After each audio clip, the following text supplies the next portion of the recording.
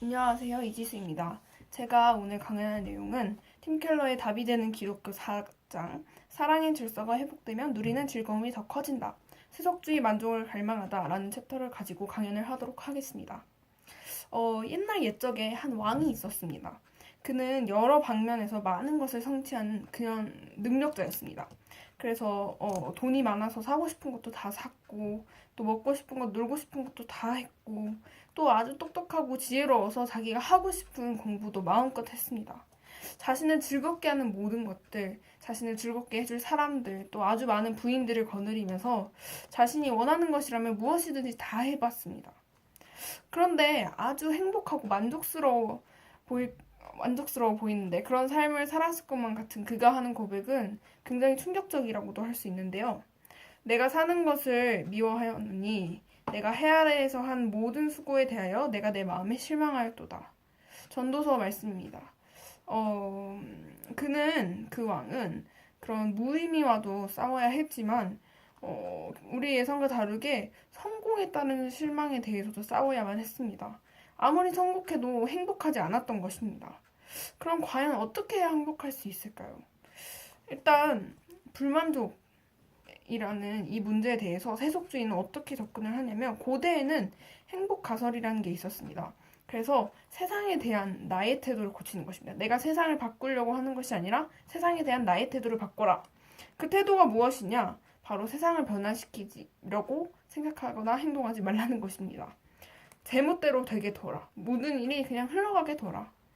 초월하고 체념하는 그런 태도를 말합니다. 그래야만 만족할 수 있다는 것입니다. 산은 산이고 물은 물이고 그냥 삶은 흘러가는 대로 둬라. 이런 것들이 바로 고대에서 얘기한 해결 방법이었습니다. 그러나 여기 아주 심각한 문제점이 두 가지나 있습니다. 첫 번째는 만족감을 높이는 데에는 외부적인 영향이 아주 관계가 있다는 것입니다. 그래서 특히 사랑의 관계가 굉장히 중요한데 그런 외부 환경의 영향을 아예 안 받는 것처럼 지금 그냥 세상이 흘러가는 대로 돌아. 이거는 절대로 만족감을 높일 수 있는 방법이 아니라는 것입니다. 그리고 사회 변화를 위한 동기를 없애버리는 태도입니다. 사회를 변화시키고 더 나은 방향으로 발전시켜 나가야 하는데 체념하고 그냥 흘러가는 대로 둬라. 이거는 사회를 더 낫게 할 수가 없는 그런 아주 굉장히 게으른 태도라고도 할 수 있겠습니다. 현대인들은 7가지 전략을 사용해서 불만족에서 벗어나려고 하고 있습니다. 7가지를 다시 2가지 큰 범주에 나눠서 4가지, 3가지 이렇게 얘기할 수 있는데 첫 번째는 삶의 만족이 어딘가에 아직 있다라는 그런 태도입니다. 이 사람들은 4가지로 이제 불만족을 해결하려고 합니다. 첫 번째는 청춘입니다. 청춘이란 무엇이냐면 바쁜 준비 과정입니다. 내가 이만큼 지금 공부하고 일하고 준비하고 돈을 벌어서 나중에 언젠가 안정되면 행복해지겠지, 만족해지겠지. 그런 생각을 하느라 굉장히 바쁘고 그렇게 준비하느라 굉장히 바쁘고 그런 시간입니다. 청춘. 그러면서 만족을 느끼죠. 오늘 열심히 살고 오늘 열심히 일하고 오늘 열심히 공부하고. 그 다음에 두 번째는 원망입니다. 그렇게 청춘을 지나고 열심히 살아서 열심히 준비했는데 보니까 만족도 없고 뭔가 부족하고 그렇기 때문에 원망을 하기 시작하는데 어떤 것을 원망하냐면 내가 원하는 대로 성취하지 못하겠던 그 방해물들, 장애물들에 대해 원망합니다. 그게 사람이 될 수 있고 내 공부 스펙이 될 수도 있고 그런 여러 가지 장애물들 내가 생각하고 이상향을 생각했었는데 그게 되지 못했던 지금의 내 모습을 만든 그런 장애물들에 대해 원망을 합니다. 세 번째는 사투입니다. 그렇게 장애물들을 탓하고 있다가 생각하는 것입니다. 아, 내가 더 열심히 해야겠구나. 그래서 열심히 더 많은 성취를 추구합니다. 근데 성취를 하려고 더 열심히 노력하다 보면 점점 더 이제 성취의 그 기쁨이 더 오래가지 못하고 계속 실망하고 또 좌절하고 지쳐가게 되는 것입니다. 그 다음에 마지막 절망합니다. 스스로를 이제 원망하게 됩니다. 내가 그때 그렇게 열심히 해서 왔는데 내가 원하던 모습이 되지 못했구나. 내 어떤 만족이 있을 줄 알았는데 이 정도 하면 이 정도 또 성공한 사람들도 내가 이 정도 하면은 성공하고 행복할 줄 알았는데 그렇지 않구나. 자기를 원망하게 되고 결국 내 잘못이구나. 내가 그때 더 열심히 할 거 내가 잘 못했구나. 제 스스로를 혐오하게 되는 것입니다. 자신을 해치게 되는 것입니다. 두 번째 관점은 삶의 만족이란 없다는 것입니다. 이들은 이타주의로 돌아서게 됩니다. 다른 사람을 위해 베풀고 나를 위해 쓰는 거는 결국 아무 의미가 없더라. 아무 만족이 없더라. 다른 사람을 위해 베풀고 다른 사람을 돕고 섬기는 것이 오히려 나에게 만족을 주는구나 라고 이렇게 다른 사람을 돕고 자선사업 같은 걸 하는 사람들을 말합니다. 그러나 이런 모습에는 사랑은 없고 도덕적 우월감. 그 사람들을 도움으로써 내가 도덕적으로 우월하다는 걸 얻고 내 자존감이 높아지고 어떤 사랑을 베풀므로써 나의 만족감을 느끼고 이런 자신을 위한 베풀을 하기 때문에 이런 기쁨은 오래가지 않습니다. 그리고 그런 기쁨이 사라지면 두 번째 냉소주의로 흘러가게 됩니다. 기쁨, 희망, 만족 이런 것들 부정하게 됩니다. 애초에 만족 같은 건 없어. 이렇게 되는 것이죠. 그리고 이런 사람들은 굉장히 생각이 독단적이게 되고 편협하게 되고 그리고 인간성이 점점 말살하게 됩니다. 왜냐하면 기쁨, 희망, 사랑 이런 것들이야말로 정말 인간다움의 그런 모습들인데 이런 기쁨이나 희망, 사랑, 이런 만족 이런 것들을 포기하고 이런 게 없다고 치부하게 된다면 인간성이 당연히 사라지게 될 것입니다. 그 다음에 초연해집니다. 마지막으로. 고대의 그 행복 가설로 돌아가게 되는 것입니다. 마음이 완고해지고 더 비인간적이 됩니다. 이런 세속주의적으로 해결하려면 이렇게 결국 냉소적이게 되거나 아니면 스스로를 해치고 주변을 해치고 원망하게 되고 스스로 혐오하게 되고 아니면은 아예 인간성을 없애게 되는 그런 모습들이 바로 세속적인 해결입니다. 절대 해결할 수 없습니다. 이 불만족. 그러나 우리가 살펴봐야 할 해결 관점은 바로 기독교적 해결 관점인데 일단 기독교적으로 해결하려면 첫 번째 불만족의 원인은 도대체 무엇인가 이것을 알아야 합니다. 일단 두 가지 원인이 있다고 봅니다. 직접 원인 그리고 근본적 원인이 있다고 보는데 첫 번째 직접 원인은 사랑의 순서가 어긋났기 때문입니다. 이게 무엇이냐면 일단 사랑이라는 게 왜 중요한 건지 이해를 해야 되는데 사랑의 대상이 곧 나라고 생각하시면 됩니다. 만약에 정의로운 사람이 있다면 그 사람은 자신의 이익을 사랑하는 것보다 뭔가 더 정직하고 이웃이 피해받지 않기를 더 추구하는 그런 이웃 사랑을 실천하는 사람이겠죠. 그렇게 예를 들자면 그렇다는 것입니다. 그렇게 사랑하는 대상, 자신이 더 추구하고 더 원하는 그런 사랑의 대상, 그것이 바로 나의 가치와 나의 인격을 형성한다는 것입니다.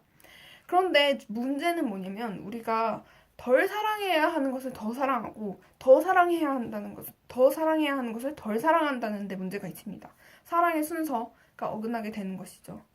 근본적인 원인은 하나님을 첫째로 사랑하지 않는 것입니다. 결국 제가 아까 앞에서 말했듯이 우리가 덜 중요한 것, 덜 사랑해야 할 것은 더 사랑하고 정말로 사랑해야 할 것, 우리가 최고로 첫째로 사랑해야 할 하나님을 사랑하지 않는 것 이것이 바로 불만족의 가장 근본적인 원인이라는 것입니다.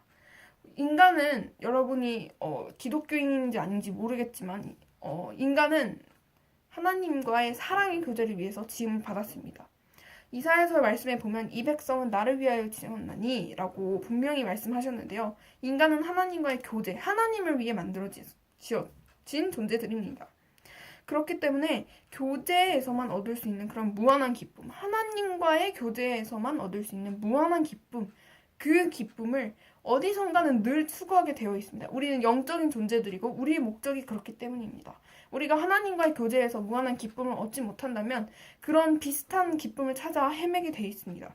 그러나 그 기쁨은 너무나 무한하기 때문에 유한한 피조물의 세계에서는 그 기쁨을 절대로 얻을 수가 없다는 것입니다. 항상 불만족스러운 상태일 수밖에 없다는 것이죠. 그렇기 때문에 하나님을 사랑하는 것이 가장 우선시 되어야 우리가 만족할 수 있습니다.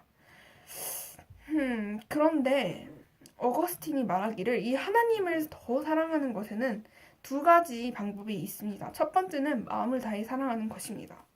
성경에서 마음을 뜻하는 이 마음이란 뜻은 그냥 마음이 아니라 사고, 의지, 감정을 모두 한 곳에 모아둔 그런 뜻입니다. 히브리어로 레브라고 하는데요. 인격 전체의 아주 중요한 부분을 뜻합니다. 그래서 관심, 헌신, 사고, 감정, 행동, 의지를 다해 사랑하는 것이 바로 마음을 다해 사랑하는 것입니다. 우리가 이렇게 하나님을 마음을 다해서 사랑할 때 정말 만족함이 온다는 것입니다. 그 다음에 두 번째, 오직 하나님만을 위해서 사랑하는 것입니다. 우리가 하나님을 사랑한다고 해놓고, 우리가 하나님을 사랑했는데 어떤 나에게 고난이 오고 시련이 오면, 그래서 하나님께 불만족을 품게 되면 이거는 하나님만을 위해 사랑한 것이 아니라 하나님을 사랑하기 때문에 나에게 어떤 유익이 올 것이다. 하나님을 이용한 것이 돼버리는 것입니다. 어떤 조건이나 대가를 위한 사랑은 오직 하나님을 위한 사랑이 아닙니다. 하나님의 즐거움이 나의 즐거움이 되고 하나님의 기쁨이 나의 기쁨이 되는 것, 이것이 바로 오직 하나님을 사랑하는 것입니다. 우리는 이렇게 하나님을 사랑할 때만 정말 참 만족감을 누릴 수 있습니다. 그리고 무엇보다 복음에 대해서 우리가 정말 복음을 날마다 생각하며 복음의 메시지를 붙들 때 우리가 정말 만족감을 얻고 정말 하나님을 사랑하는 동기를 부여받을 수 있습니다. 첫 번째, 복음은 일단 두 가지에 굉장히 중점을 둡니다. 우리의 죄, 그리고 하나님의 은혜. 이렇게 두 가지에 대해서 굉장히 복음의 핵심적인 내용들인데, 우리의 죄, 우리를 창조하시고 우리를 보살피시는 하나님이십니다. 부모님도 우리를 낳으시고 기르시고, 그런데 우리가 부모님께 불효하고 부모님을 사랑하지 않는다면 부모님께서 아주 속상해하시고 슬퍼하시는 것처럼 하나님께서도 우리를 창조하시 우리의 정말 하나님의 아버지이신데 우리가 마땅히 그런 사랑을 드려야 하는 존재입니다. 부모님을 우리가 정말 당연히 사랑하는 것 같이. 근데 그런 하나님을 사랑하지 않는 것은 죄일 수밖에 없고, 하나님께서는 우리의 사랑을 받기에 정말 합당하신 분이십니다. 그런데 우리가 그렇게 하나님을 사랑하지 않으므로 죄를 지었습니다. 그럴 때 하나님께서 정말 그분의 크신 은혜로 정말 예수님께서 우리를 위하여 죽으심으로 우리의 모든 죄를 그분의 은혜와 사랑으로 덮으셨습니다. 그렇기 때문에 우리는 당연히 그분께 우리의 가장 큰 사랑을 드려야 하는 것이 맞다는 것입니다. 이렇게 하나님을 사랑하는 것이 세상이 줄 수 없는 행복을 누릴 수 있는 비결이고, 또 더 이상 세속주의자들과 같이 절망하고 또 체념하고 냉소적인 채로 살지 않게 하는 이 비결, 바로 하나님을 최고로 사랑하는 것입니다. 그래서 우리가 정말 이 시간 도전하고 또 결심해야 할 것은 만족을 위해서 다른 어떤 것들을 내려놓고 덜 사랑하고 막 그렇게 어떤 마음들을 포기하는 것보다, 다른 것들을 덜 사랑하는 것보다 하나님을 더 사랑하는 것이 우리의 행복과 만족의 진짜 방법이고 해결이라는 것을 여러분께서 꼭 깨달으셨으면 좋겠습니다. 감사합니다.